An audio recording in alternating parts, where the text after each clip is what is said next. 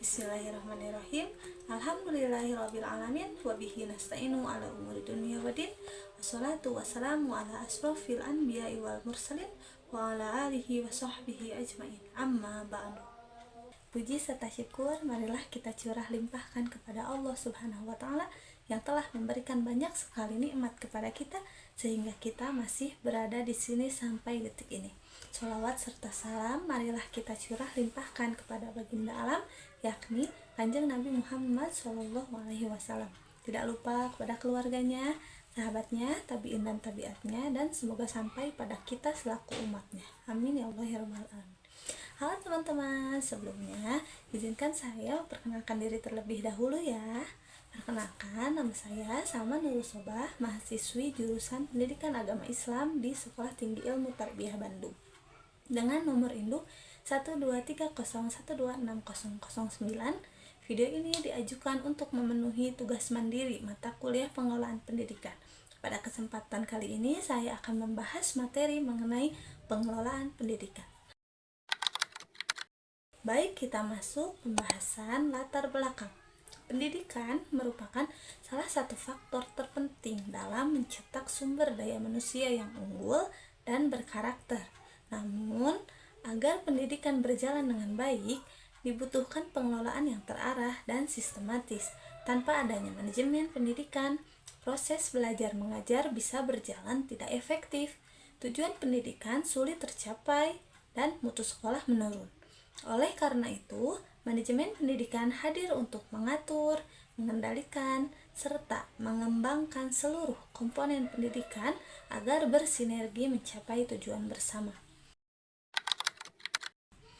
Lalu rumusan masalah. Di sini kita mempunyai 4 rumusan masalah. Yang pertama, apakah makna dan tujuan pengelolaan pendidikan?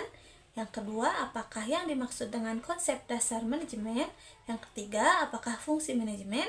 Yang keempat, bagaimana fungsi manajemen sekolah diterapkan? Tujuan penulisan. Adapun tujuan penulisan ini adalah yang pertama, menjelaskan makna dan tujuan pengelolaan pendidikan. Yang kedua, menguraikan konsep dasar manajemen. Yang ketiga, mengidentifikasi fungsi-fungsi manajemen. Yang keempat, mendeskripsikan fungsi manajemen sekolah secara praktis.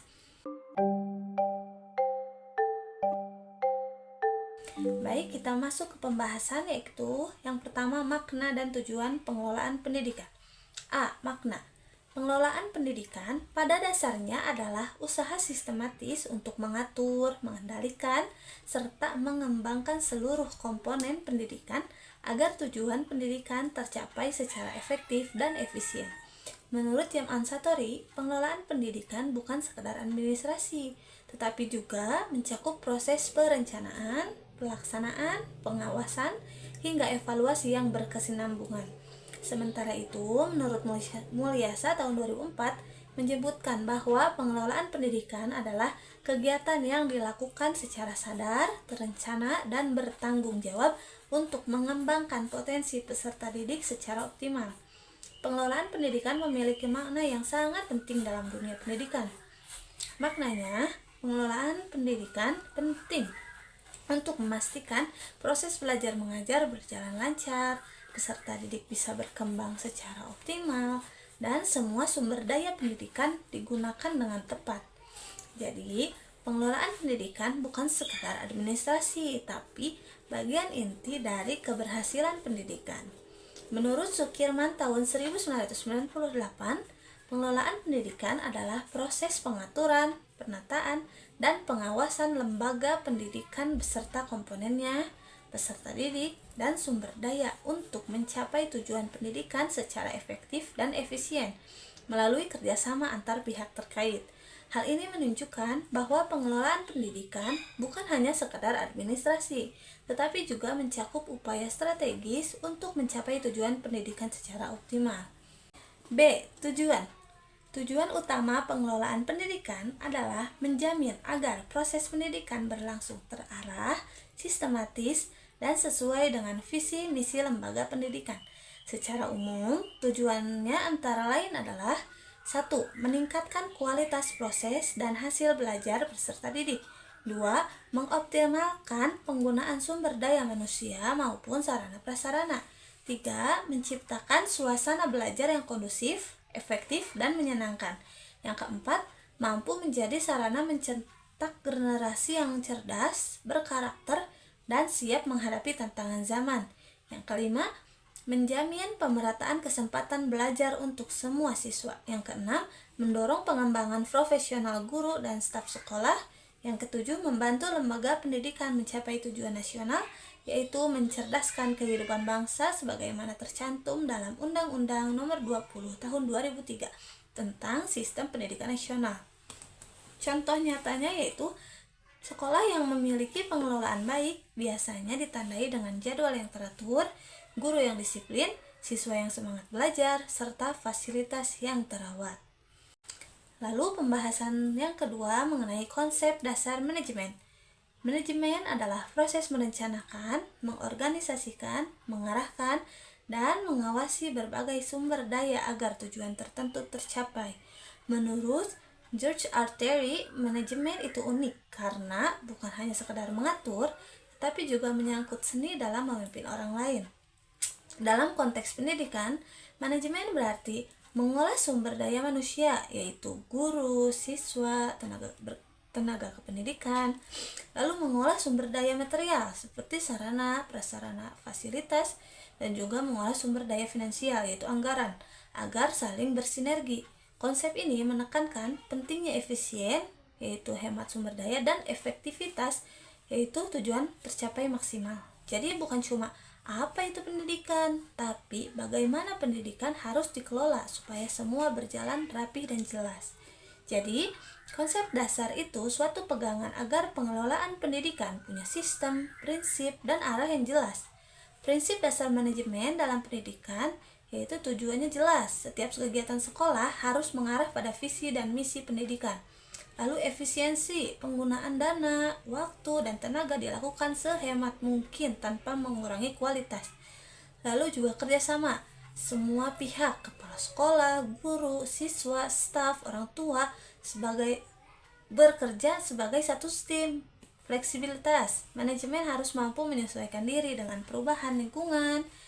Pendekatan, sistem sekolah bisa dipandang sebagai sebuah sistem terbuka yang berhubungan dengan lingkungan sekitar, yaitu orang tua, masyarakat, pemerintah, dunia kerja. Nah, semua komponen dalam sekolah harus saling berhubungan dan bekerja sama agar tujuannya tercapai. Lalu materi selanjutnya fungsi manajemen. Fungsi manajemen secara umum terdiri dari POLC, yaitu planning, organizing, leading, sama controlling. Yang pertama, planning, yaitu perencanaan, menentukan tujuan, strategi, serta langkah-langkah pelaksanaan pendidikan.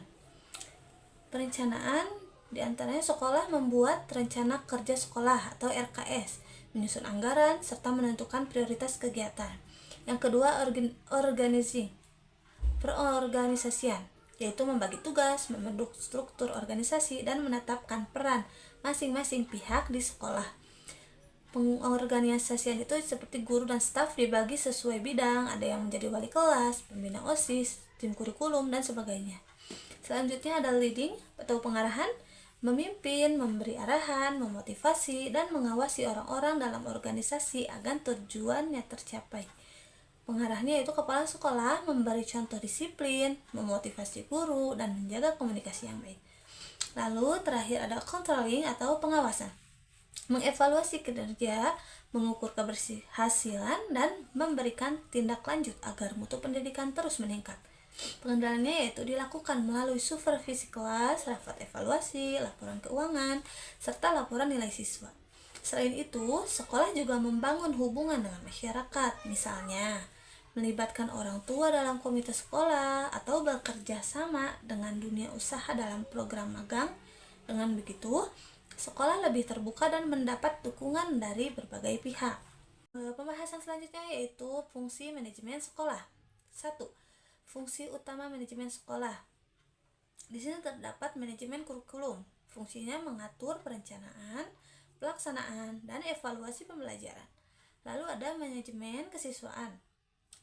Fungsinya mengelola penerimaan, pengembangan, dan layanan bagi siswa. Lalu ada manajemen sarana prasarana. Fungsinya memfasilitasi fasilitas sekolah, memadai, dan mendukung proses belajar.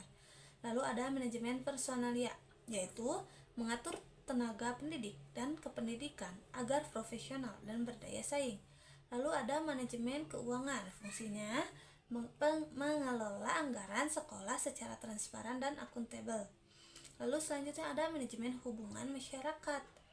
Nah, fungsinya yaitu membangun kerjasama dengan orang tua, komite sekolah, dan masyarakat luas. Nah, di sini ada bagian kedua, yaitu penerapan fungsi manajemen dalam praktik. Yang pertama terdapat planning, yaitu perencanaan. Contoh internalnya di sekolah menyusun kalender akademik, target capaian kurikulum, dan juga jadwal ujian. Lalu kalau contoh hubungan masyarakatnya merencanakan bakti sosial, lomba antar sekolah, atau seminar orang tua. Lalu yang kedua ada organizing atau pengorganisasian. Contoh internal di sekolahnya yaitu membagi guru per mata pelajaran, menentukan panitia ekstrakurikuler, mengatur ruang kelas. Lalu contoh hubungan masyarakatnya yaitu membagi tugas panitia kegiatan yang melibatkan warga, menentukan kontak masyarakat, dan sponsor. Lalu di sini ada leading atau pengarahan. Contoh internal di sekolahnya yaitu kepala sekolah memimpin rapat guru, memotivasi siswa, pembina OSIS membimbing kegiatan. Lalu contoh hubungan masyarakatnya memastikan siswa bersikap sopan saat kegiatan eksternal, guru atau pembina membimbing interaksi dengan warga agar lancar.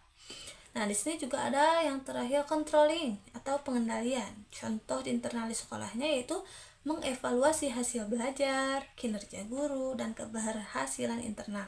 Kalau contoh hubungan masyarakatnya diantaranya mengevaluasi keberhasilan kegiatan bakti sosial atau lomba, melihat feedback warga, dan merencanakan perbaikan di kegiatan berikutnya. Dengan penerapan fungsi manajemen ini, sekolah dapat berjalan sebagai organisasi yang sehat, transparan, dan mampu meningkatkan kualitas pendidikan secara berkelanjutan. Nah, masuk pada kesimpulan, pengelolaan pendidikan adalah proses sistematis yang sangat penting untuk memastikan proses belajar mengajar berjalan lancar, peserta didik berkembang optimal, dan semua sumber daya pendidikan dimanfaatkan secara tepat.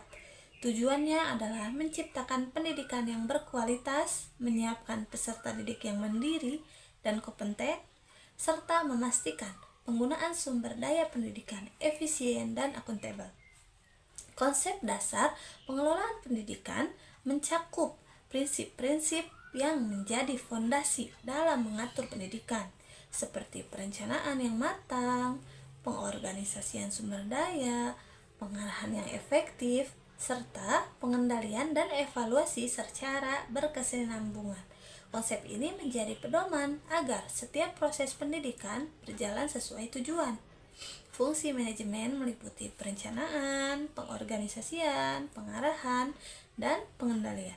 Keempat fungsi ini saling berkaitan dan membentuk kerangka kerja yang memastikan semua aspek pendidikan dapat dikelola secara efisien dan efektif. Dalam prakteknya, fungsi manajemen diterapkan di sekolah melalui berbagai kegiatan nyata seperti manajemen kurikulum, kesiswaan, sarana prasarana, personalia, keuangan, dan hubungan masyarakat. Contohnya, penyusunan rencana kerja sekolah, pembagian tugas guru, pengarahan oleh kepala sekolah, pengawasan kegiatan belajar, serta keterlibatan orang tua dan masyarakat. Dengan penerapan ini, sekolah menjadi organisasi yang sehat, transparan, dan mampu meningkatkan kualitas pendidikan secara berkelanjutan. Mungkin cukup sekian yang bisa disampaikan. Semoga materinya dapat dipahami, semoga bermanfaat, khususnya untuk saya, umumnya untuk kita semua. Saya pamit undur diri. Wassalamualaikum warahmatullahi wabarakatuh.